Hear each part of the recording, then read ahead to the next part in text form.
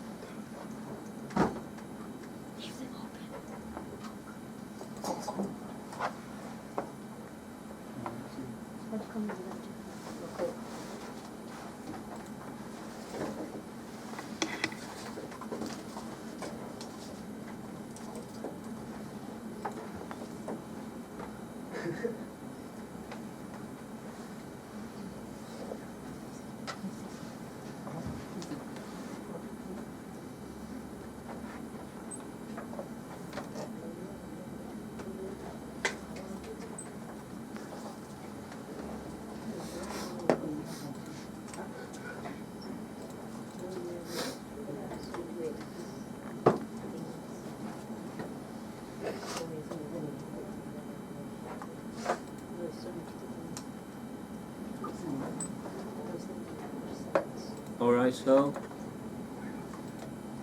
Bismillahir Rahmanir Rahim. Allahumma salli ala Sayyidina Mawlana Muhammadin ma'adin al-judi wal-karam wa ala alihi wa sahbihi wa barik wa sallim wa salli alayhi. So, we are going to talk about Hadeeth, inshallah ta'ala, Nawawi Shareef, as we are doing. And in this Hadeeth, we have learned up to 37 Hadith so far. And so the 40 Hadith of Nawawi Shareef are we are about to finish this book now. And we intend to finish this off today if we could, otherwise we will finish this off next time, inshallah. So, next week might be my last week. Did you catch that? Next week might be my last week in this country. So I'll hopefully finish this topic of Hadith, inshallah ta'ala, before leaving. So for those who were here and who had the privilege of making some notes and who had the intelligence to understand their writing, can you please remind me of what we did last time?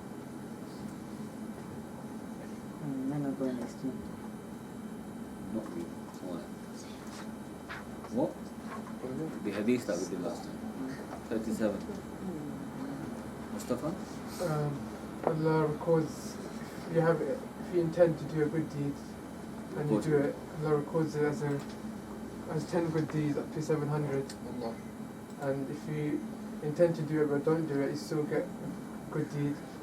If you intend to do a bad deed but don't do it, then it's recorded as a good deed. And if you intend to do a bad deed and do it, it's recorded as a singular bad deed. Good.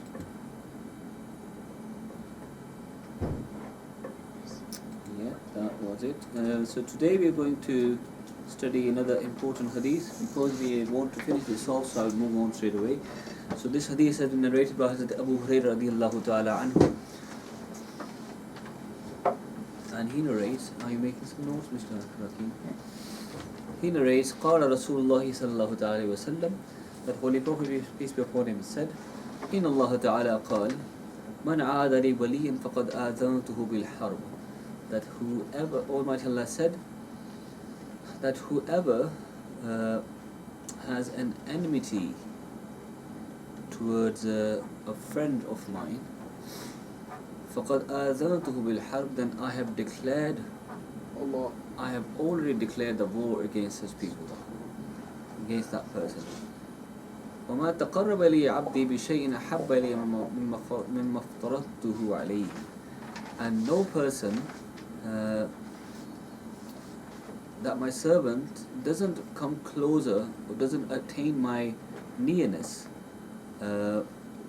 with a thing which is better, which is more liked by me than what I have made obligatory upon him already.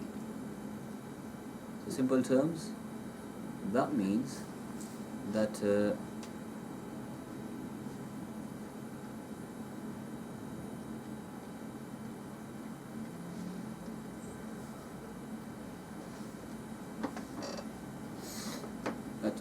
whatever a person, whatever method a person adopts to attain the nearness, the best and most liked and preferred by me is performing the faraid, performing the obligatory actions of the Sharia. That while also gets you the obligation, fulfills the obligation that is necessary for you to and obligatory for you to complete. At the same time, gives you the nearness and nearness that you require, that you intend. So there are two things that you achieve. One, that obligation is fulfilled. Second, with your right intention, you will also attain the nearness of Almighty Allah. And once I start, nearness and the love of Almighty Allah, hatta uhibba, until I start loving Him. So once I start loving Him, فَإِذَا أَحْبَبْتُهُ كُنْتُ سَمْعَهُ الَّذِي يَسْمَعُ بِهِ. And when I start loving a person, I become the ears and the hearing with which he is able to hear. وَبَصَرَهُ الَّذِي يُبْصِرُ بِهِ. And I also become his vision in which he is able to view things and see things. And وَيَدَهُ الَّتِي يَبْطِشُ بِهَا. And his hand and with which he can hold. And وَرِجْلَهُ الَّتِي يَمْشِي بِهَا. And I become his feet with which he can walk. And وَلَئِنْ سَأَلْنِي لَأُعْطِيَنَّهُ. And if he asks me in this, when he reaches this status, when everything, every action of his is actually the action of Almighty Allah. His holding is holding of Almighty Allah. His vision and sight is the sight of Almighty Allah. And his touching, his hearing is hearing of Almighty Allah. And his walking is the walking of Almighty Allah. When he reaches this great status, when he is the fani fillah, you can say, then everything he asks, he is granted that. So this is maqam and status, which basically his prayers are never denied. Everything that he asks, he is granted that. وَلَنْ اسْتَعَاذَنِي لَأُعِيذَنَّهُ. And everything that he seeks refuge from, and if he takes refuge in me, I will certainly grant him the refuge. So the Hadith Pak highlighting the great status of awliya Allah. So we were just discussing the status of awliya Allah earlier, the powers that are associated with them. Some people may deny that they can't do anything. This Hadith Pak is a great proof, and Hadith Pak is also narrated by Bukhari Shareef, and it's muttafaq alayh, and many other great books of Hadith, they mention the same Hadith. So a very authentic Hadith, and mentioned by Imam Nawawi as well. But remember, when Hadith has been narrated by a Muhaddith, that also indicates their own aqidah, their own belief. They have a belief, that's why they are quoting the Hadith Pak. So they knew that these great statuses, they are given to the friends of Almighty Allah. That's why they are mentioned. If people like Bukhari, Imam Bukhari, the greatest muhaddis, could be, you can claim that he was one of the greatest muhaddis. So if he is not, quoting a Hadith Pak of Almighty Allah, and this is also the Hadith Qudsi, so that means he has a belief in that Hadith Pak, and all the subject and the actual contents of the Hadith, he has a belief in that. That's why he is narrating that. And on that lines, we can see a lot of Hadiths which basically authenticate the beliefs of Ahlul Sunnah in Bukhari Shareef. And I'm writing a book at the moment on that, which basically, from which I'm trying to prove every aqeedah of Ahlul Sunnah from the books of Hadith. So with that, what I will do, pattern of the book is that I will mention the aqeedah on the top. In the proof, I will give one verse of Holy Quran, one or two, and then one hadith from the greatest books, and maybe a few comments at the bottom. So with the text of hadith? Huh? With the text of hadith? With the text of hadith and the meaning in English and or Urdu as well. And then at the bottom, few points from the hadith and the aqidah to prove, to establish that. And that would be it. So, I mean, I'm not going to write extensively on that, just trying to make this a manual for the Ummah, for the Ahlul Sunnah, so they can simply open and see the stance of Ahlul Sunnah on the Aqidah and the Muhaddiseen. So they can simply see the index, which Aqidah we are talking about. For example, whether we should call Ali a Bashar or not. You can see the page number, go to page number, you will be able to see the ayah and Hadith Pak with the meaning and certain points from. And these points won't be made by myself. These will also be from the books of Muhaddiseen and Ulama Kiram, great Ulama Kiram. Hello? Yes. When will it be available? It's almost finished. So the Aqidah part, this book is in 3 parts by the way, and it's three volumes. First volume is about Aqaid. The second is about some practices of Ahlul Sunnah, like Urs Pak and other practices like celebrating the Shab-e Barat, the Shab-e Miraj and all that. People start commenting on that, keep commenting.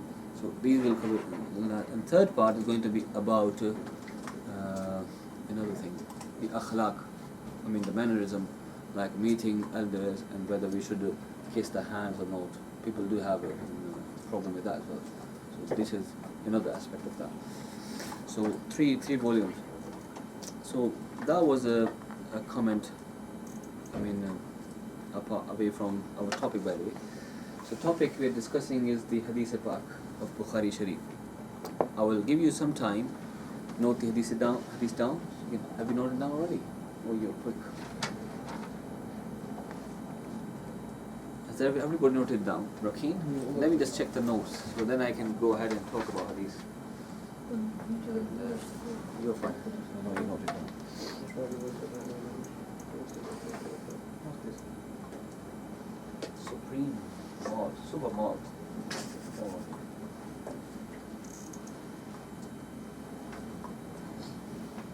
Water, barley.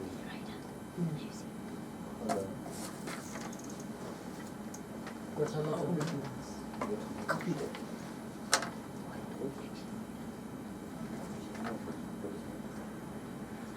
A good drink, a good. You wrote it down. You, Yahya, you didn't use the notes.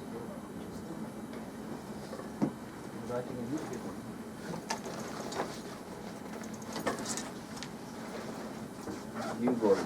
You got it down. Rakeen, show me your notes. Yeah, I wrote it. You wrote it.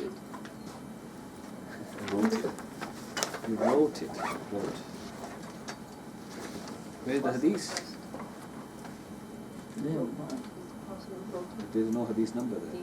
How will you decode it? That's what that. Okay, so let's talk about hadith in further detail now. So Hadith Pak basically mentions that wali is a term which is used for the friends of Almighty Allah. In general, the wali means a friend in Arabic, but when we talk in the context of wali of all Allah, waliullah or awliya Allah, we mean the ones who are very close friends of Almighty Allah. So, especially, I mean, there are prophets, then there are Sahaba Kiram and Shuhada Kiram. After them is the rank of Salihin. And these Salihin are often referred to as Awliya Allah and Waliyin, Wali of Almighty Allah. So, and Wilaya is a concept which is mentioned in the Holy Quran, and he mentioned that Ala inna awliya Allah la khawfun alayhim wa la hum yahzanun.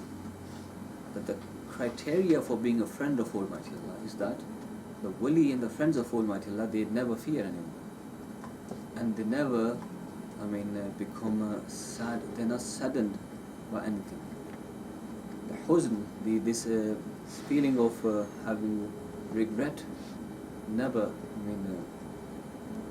overcomes them. So they never, afflicted by this feeling where they have a regret for things that they lost, or a fear of someone, anyone, fear of death, or any maybe the rulers of the country or any enemy.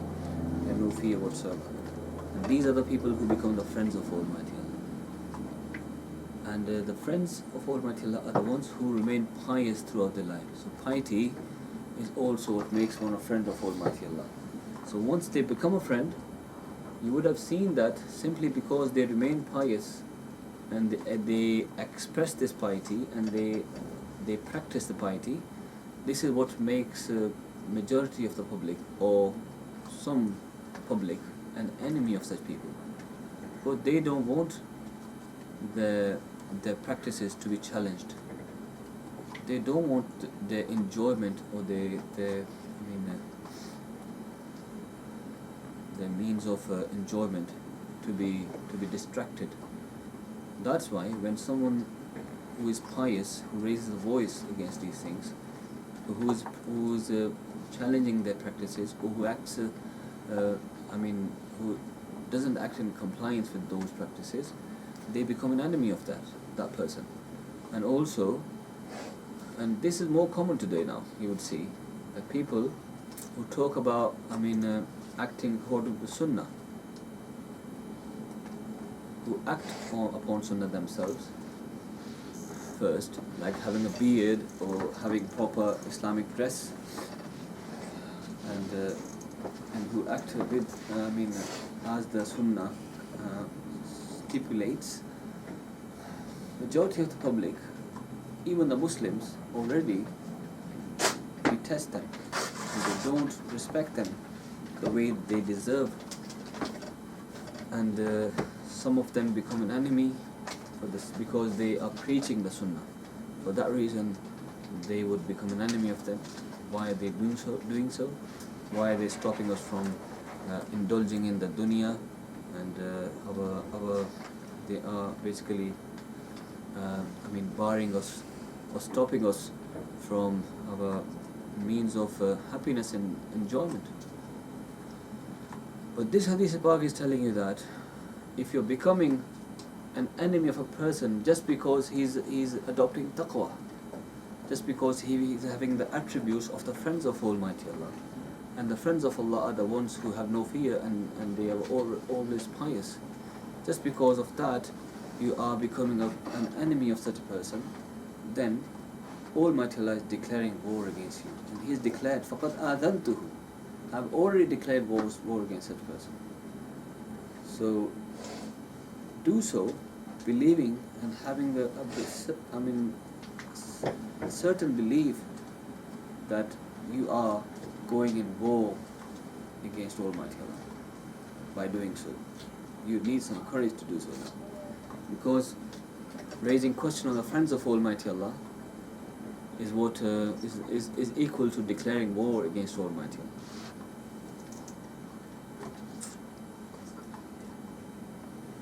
Now, this is a great indication and warning for those who keep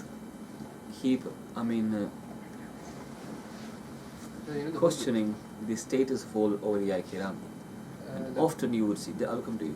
Often you will see such people, blaming the friends of Almighty Allah, or the ones who apparently are on the path of awliya kiram, even in this dunya, even in those who are living now, because they are acting according to Sunnah. Some people might be blaming them, might be against them, might be having an enmity and a feeling of animosity against them. Such people, you should remember that Allah has declared war against them. You have a question? Mr. Irfan? Beautiful. آذنته, who the view? آذنته. آذنته فعل ماضي. آذنته is فعل متكلم. فعل ماضي. No, it's فعل ماضي, yeah, متكلم. And who is Zamir? And the one that has عاد. Sorry? The one that has عاد. Who is referring back, returning to Adali, man adali. The one who, is against, Has enmity towards me. yeah, who is Yeah, against yeah. adali, who has a problem or who has an animosity or enmity against a wali. So who Zabir is referring to him. So adantuhu, it is he who I have declared war against. Bil harb. Now the next part is mentioning about how to attain the nearness of Almighty Allah. That nothing is more, you can say nothing is more appropriate or more beloved to me, more liked by me in attaining the nearness than the fara'id, the obligations, the fasting and the namaz. Especially first is namaz, then the fasting, then the zakat and hajj. Those who have the ability to do so, these things are the fara'id.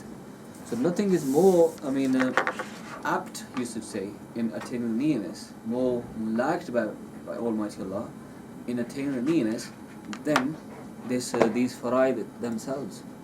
But once you have done the fara'id, you have fulfilled all the fara'id, then the friend of Almighty Allah is the one, the proper, close servant of Almighty Allah is the one who will continue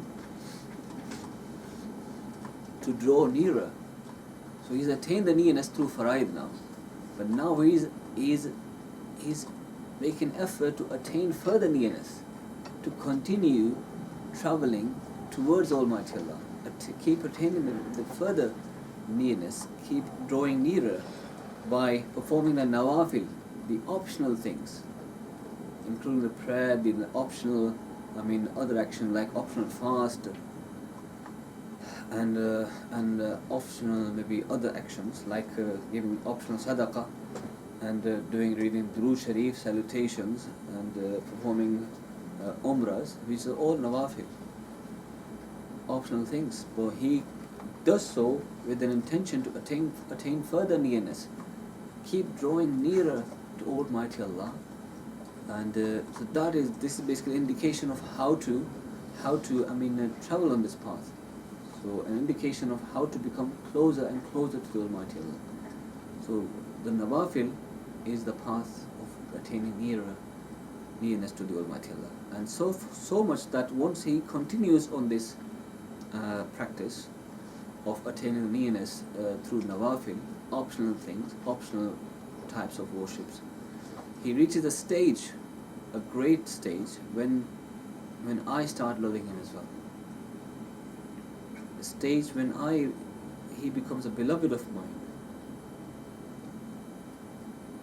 When he becomes a beloved, وَإِذَا أَحْبَبْتُ, when I start loving someone, what I do? Huh? Zal, what does that mean? Sorry? Zal. What is Zal? La yazalu. La yazalu basically means he continues, never ceases to. La yazalu is a mudari. Zal, never ceases. It never stops. Never stops doing so. So Zal, and Zail Huh? stops. Zail is from the same.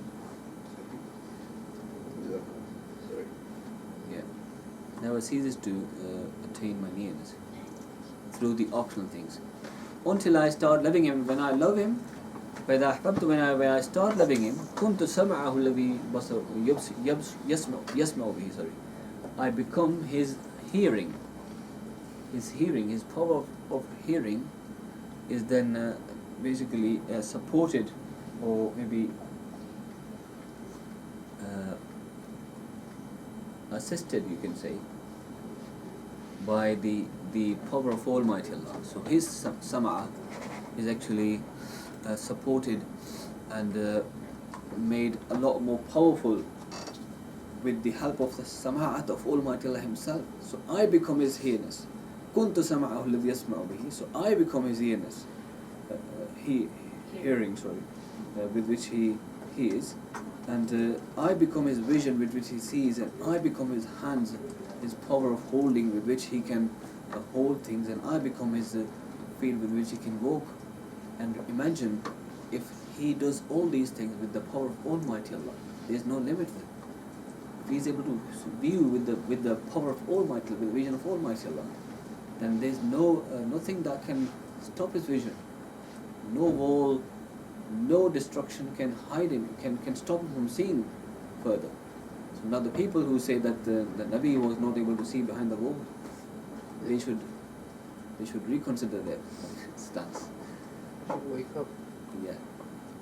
And so because Allah is saying in Hadith Bukhari Shareef, Hadith Qudsi mentions, Almighty Allah becomes the sama'at of that person. If you are questioning the ability of such a person to see and hear, then you are questioning the ability of Almighty Allah. Because he says that I become his hearing and vision. So he is hearing, viewing, and holding and walking with my power, not your power. I mean, not his own power. So then you are questioning the ability of Almighty Allah.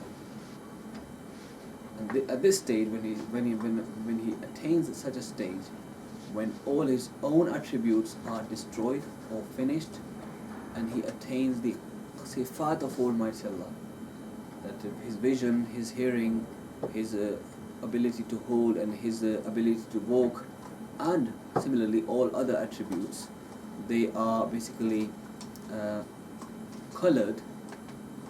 I mentioned color because Holy Quran itself mentioned Sibghatullah. وَمَنْ أَحْسَنُ اللَّهِ سِبْغَةً. When they are colored in the color of Almighty Allah, then at this stage, whatever he says is accepted. Basically he reaches the point Awliya Kiram and Ulama have clarified that this is the maqam of takween. Whatever he says, that becomes. Kun fayakun. He says and that thing is done. Because it is Almighty Allah's attribute after all. He says kun fayakun. He says, I become his hearing and vision. At the same time, he becomes his voice and words as well. So when he utters, it is Almighty Allah that is basically speaking on his tongue. So when he says something, orders something to be done, that basically appears and is fulfilled. And when he seeks refuge of Almighty Allah, he is granted that. So this basically indicates and clarifies a lot of beliefs of Ahlul Sunnah. Something which I have mentioned in my book I was talking about, this hadith about, that this clarifies a lot of beliefs of Almighty Allah. That the sama'at of Awliya Kiram, people who claim that the Awliya Kiram cannot listen, they should consider the hadith, because they listen with the power of Almighty Allah. So Almighty Allah's power is such that he is able to hear the ant that is walking on the stone in the darkness of the nights. And imagine this universe, how great it is. So much that this earth is like a tiny little dot in this whole universe. And the greatness of the universe. And it is ever expanding now. Even the science now accepts that this is expanding now. So in this greatness of the universe, how vast the knowledge we learned early in the Mala Buddha, that he knows about every single thing. And his knowledge is so vast that he knows about every single entity that will ever exist, and all the thoughts and all the different states that it will go through till it finishes its life, until and how long will it live for, and what is the matter with that thing. He knows everything about that, every single entity. That is how vast knowledge is. But this person, the friend of Almighty Allah, when he reaches a stage when his vision, his sama'a, hearing, his power of holding, and his walking and other attributes are colored in the color of Almighty Allah, he attains a similar knowledge similar vision as well. So he's able to see all the dunya, all the universes at the same time. And that is mentioned as well in the Holy Quran with regards to Hazrat Ibrahim alayhi salam. وَكَذَلِكَ نُرِي إِبْرَاهِيمَ مَلَكُوتَ السَّمَاوَاتِ وَالْأَرْضِ. That is how we showed Hazrat Ibrahim all the universe, everything that is in the universe, to strengthen his belief. So if Ibrahim alayhi salam is shown, this basically indicates that it is possible also for the Holy Prophet peace be upon him, and because of his barakah, possible for other friends of Almighty Allah in his ummah. And this is what Hadeeth is referring to. And such person, when he reaches this stage, he acquires this ability that everything that he says is actually performed. So he reaches a stage that his orders are implemented he becomes a mutasarrif. He's able to alter the course of this universe with his words, because this is not he saying so. It is the actual rida and mashiyah, an intention of Almighty Allah Himself that is acting on him, that is basically appearing on him. So words of Almighty Allah basically are shown or used or uttered by him. And we can see many examples of this in the life of Holy Prophet upon him and other friends of Almighty Allah who reach this stage. So a lot of explanation already done, so I won't explain this further. I hope you understood this. So the Hadith Spark highlights that the friends of Almighty Allah can reach a stage when they can acquire the attributes of Allah. So they then hear with the power of Almighty Allah, and they can see and view with the vision of Almighty Allah, and they can also touch, and they can also walk with the power of Almighty Allah. So, yours? Two? Anything over there? Huh? Three?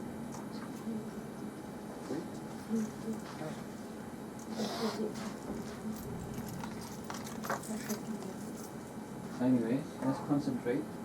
So when they are able to do things with the power of Almighty Allah, then there's no limit. They can do anything and everything they want. And so basically, the action of Almighty Allah are shown on the hands of such people. So can someone explain that to me now, please? From your notes, I want to see what notes you have made. Yabtishu. Yabtishu is holding. Holding. Batasha yabtishu, batshan. Batshan is What the does word. that mean? Batshan is mentioned in the Holy Quran. Inna batsha rabbika lashadid. The holding of your Lord is tight, very strong. Lashadid. Batsha holding.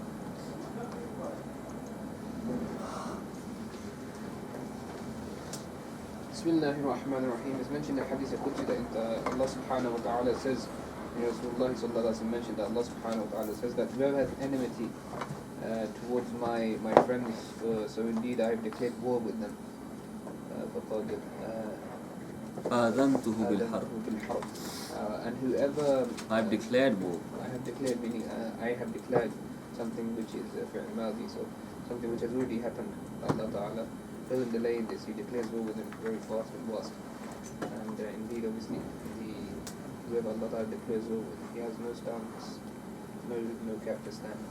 And then Allah Subhanahu wa Ta'ala mentioned by Rasulullah Sallallahu Alaihi Wasallam in the Hadith al-Qudsi further, and a person does not get close to Allah Subhanahu wa Ta'ala by anything which Allah Subhanahu wa Ta'ala loves more than that which a person follows his fara'id, which is upon him, which is necessary upon him. So the thing which is that will get somebody closest to Allah Subhanahu wa Ta'ala would be establishing one's fara'id and carrying out one's obligations which are upon him with steadfastness. Then it mentions وَلَا يَزَالُ عَبْدِي, and that person, so this continuing regarding that person does not stop to carry out his fara'id. يتقرب إلى إليجا. يتقرب إليجا. يتقرب ولا إليجا. يزال عبدي يتقرب إلي. and that person does not stop, yani that slave of mine does not stop until he obtains qurb, he obtains closeness to me, bin nawafili, with the optional worships. nawafil, what's the other word? Huh? Where is it? Supererogatory, nafal kali. What's the word? Supererogatory. No, leave that. Where is it? Where is it? Supererogatory. Supererogatory. And my 7 good Nawafili. deeds Super. donate me Yeah, supererogatory. so that slave does not, he comes closer to me. Leave that. with- But nawafil is not only a nawafil of namaz. Nawafil is everything that's often like Sadaqah, fasting is nawafil. Naam. There is a umrah as well you can do. Optional.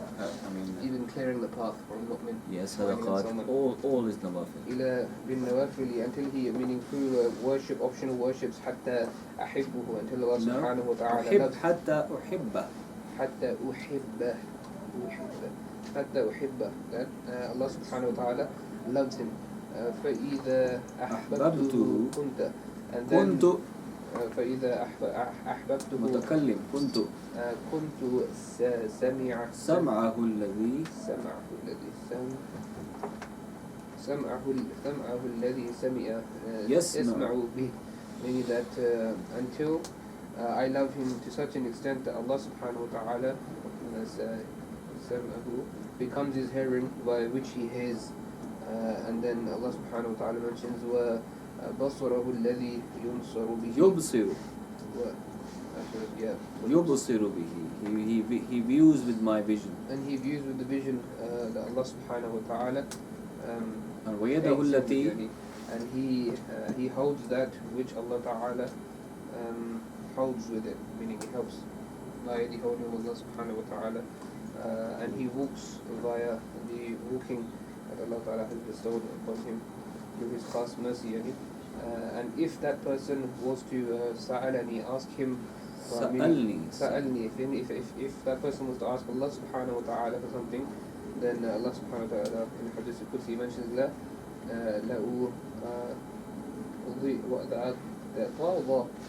Where is it? لأعطينه. لأؤتينه, يعني that Allah ta'ala surely, his seal Will of, grant him. his seal of taqeed, isn't it? That will surely grant him what he asks. And if he was to seek refuge from something, and from isti'adani, then surely Allah subhanahu wa ta'ala grants him refuge from that thing. It's hadith from Rawah al-Bukhari. And hadith is Qudsi. So what's hadith Qudsi, Raki? Allah ta'ala. Right. Yahya, Mustafa, a hadith Qudsi. Hadith Qudsi is a hadith which is hadith of Almighty Allah, narrated by Holy Prophet, peace be upon him. So when Allah speaks on the tongue of Rasulullah. Certainly. So, hadith, normal hadith Nawawi, is hadith of Holy Prophet, peace be upon him, narrated by a Sahabi, companion. So, this hadith Pak had some great lessons. And that the best of these was that we should always have reverence and respect for the friends of Almighty Allah. Never ever think of having any slightest of the enmity against these people, because that can get you,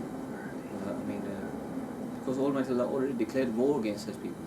So if you have intention of going at war against Almighty Allah, then do so. Otherwise, be very, very careful in that. And for that reason, be careful about every believer, because you don't know which believer is a friend of Almighty Allah. Every Sunni Muslim who is upon the right aqaid, having the right sets of belief, and even if his apparent actions might not be that good, yet you don't know, he might be a close friend of Almighty Allah because of one good deed that he might have committed in his life. Almighty Allah may have granted him this great status, or he might be, his actual actions are hidden, so you don't know, he might be performing good deeds in his actual life, and he may be a friend of Almighty Allah. So just because of his apparent, as long as the Aqidah is fine, you should always respect and be fearful that one should never be against such people. But being against doesn't mean that one should never ask them to be on the right path. You can do so So learning knowledge, one purpose is to be able to preach it. If you get the opportunity to tell someone or to correct a Muslim brother, do so, because Muslims, as a believer, as Hadith Pak says, that al-mu'minu kal-bunyan yashuddu ba'duhu ba'da, that the believers are like a wall, and the bricks of a wall, they both support each other, they strengthen each other. So one brick can't stay alone, the bricks come together to build the wall. So all the bricks must support each other. If some bricks they decline to support, then wall is likely to break. So while we are required to put our brothers who might appear to be on the doing something wrong, at the same time have a belief that we are not allowed to have enmity against our Muslim mu'mineen brothers, because you never know who is a wali of Almighty Allah, a friend of Almighty Allah. So for that reason, avoid having the feeling of enmity against mu'mineen, because every mu'min is potentially a wali of Almighty Allah. Potentially, not actually, potentially. Because if he's performing good deeds, then he can certainly become a close friend of Almighty Allah. So that was hadith number 38, and we'll do one more hadith, because that is that hadith part is Say these last time last week. sorry, Next week should be last week. my last week, yeah. Should we save for next week? One more, maybe last one. The last one today? Last hadith, last from the last week. On the last week. What was that 38 of the year? This is 39 now. So we'll do hadith number 40 on the last day. This one is relatively shorter. No hadith is small, this is shorter. Right? So this is narrated by Hazrat Ibn Abbas radiyallahu ta'ala anhuma, anna Rasulullah sallallahu alayhi wa sallam qal. Is there on the board for you? No. Let me put it on the board for you. Okay, hadith number 39. Rakeen. Hadith number 39. An Ibn Abbas radiyallahu ta'ala anhuma, anna Rasulullah sallallahu alayhi wa sallam qal. إن الله تجاوز لي عن أمتي الخطأ والنسيان وما استكرهوا عليه.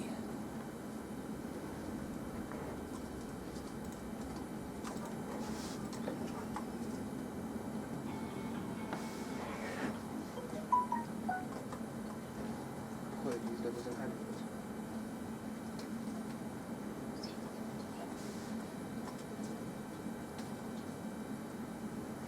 So simple hadith about, mashallah. So, and subhanallah. The hadith about says that Almighty Allah, in Allah, truly for me and for sake and myself, Almighty Allah has pardoned the mistakes and nisyan, forgetfulness of my ummah.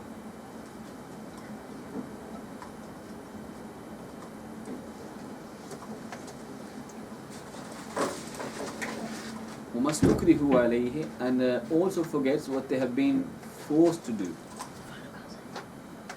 They committed something under duress, the legal term, duress, and under force. They are not held accountable for that. So anything that they have been, compelled in London accent, compelled to do, they are not held accountable for that. Yahya, he speaks like that. So, forgetfulness and mistakes, khata, something that they had never intended to do. This happened mistakenly, and they realized that, and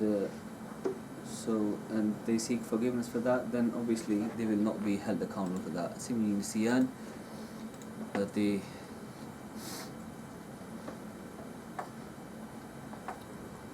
will not be held accountable for nisyan. For example, a person was trusted with something, a trust was placed in him, and he, destroyed it without realizing, or forgetting, or maybe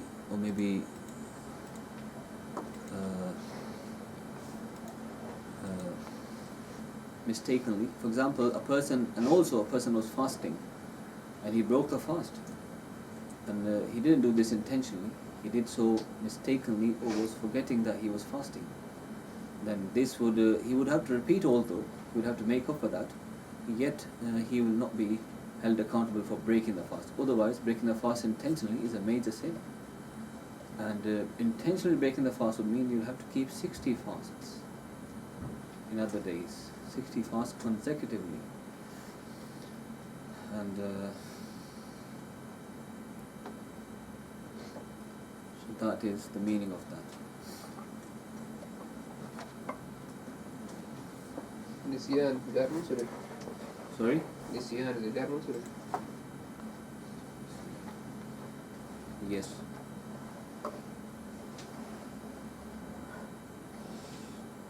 It is غير منصرف because it has got two asbab of mana sarf in that. ألف نون زائدتان. Alif Nun Zaidatan, and also I think there's additional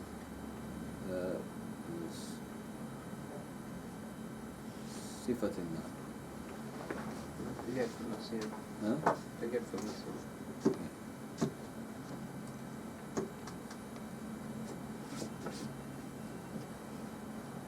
Tawsif and Alif Nun Zaidatan, two wasfa found, and so that's why.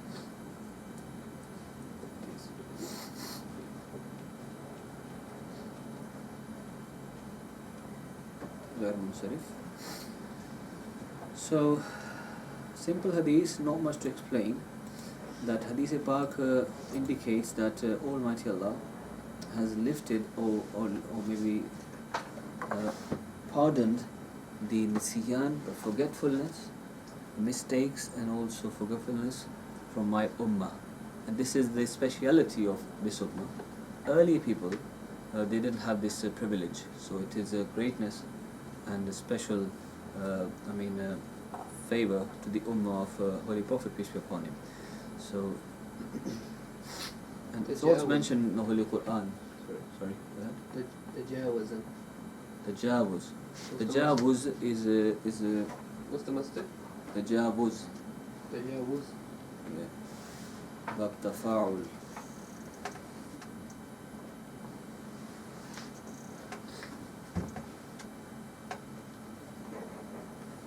Means forgiving. Literally means, Pardoning. pardoning is a meaning, but literally tajawuz means, not considering, ignoring. Tajawuz also means basically bypassing something. But tajawuz in this context means, Taking account of. the bad deeds and simply pardoning the mistakes and forgetfulness.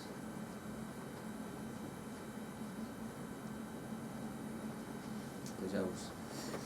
So Holy Quran also mentions that in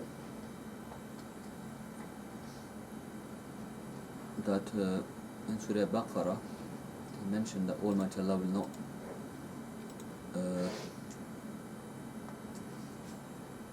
question you for things you forget. If you forget something.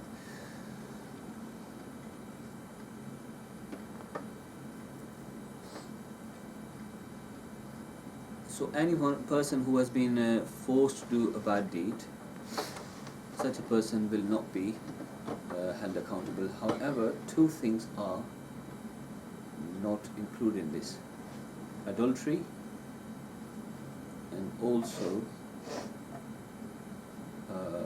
killing.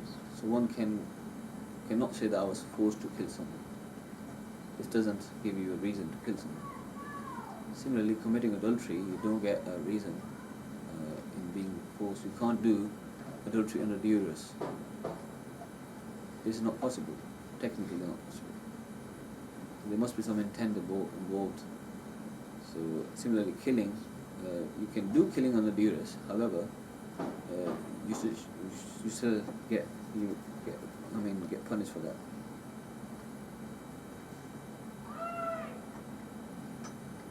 Istukri. Majhul. Is that Istikrar is the masdar. what's the actual Ustukri? Ustukri is the mazi, Majhul. mashhur, and jama. Fi'l mazi by jama muzakkar ghaib. Ustukrihu from bab istikrah, istif'al. Masdar istikrah. Ustukrihi yustakrahu istikrahan laka mustakrahun. Right, so I was mentioning. What would be the word? Sorry? What bab would it? Istikrah, istif'al.